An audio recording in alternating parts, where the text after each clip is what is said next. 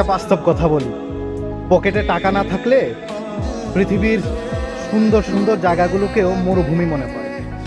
অভাবে পড়লে জ্ঞানী মানুষের কথাও পাগলের প্রলাপ বলে মনে হয়। আর টাকা থাকলে মূর্খের কথাও মানুষ লুফে নেয়। মানুষ আপনার মন দেখবে না, দেখবে আপনার পকেটে কত টাকা আছে। পকেট শূন্য থাকলে মনটা সেখানে মূল্যহীন। মনের কোনো বাজার দর নাই রে ভাই, এটাই কঠিন বাস্তবতা।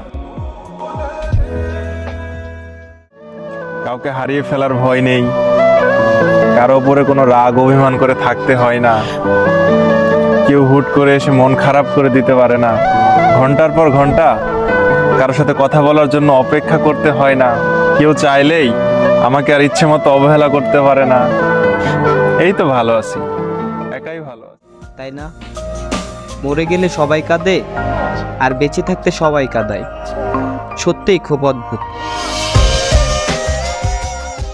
মানুষ পাইলে আমি জোড়া দিতাম এই মনের ক্ষত।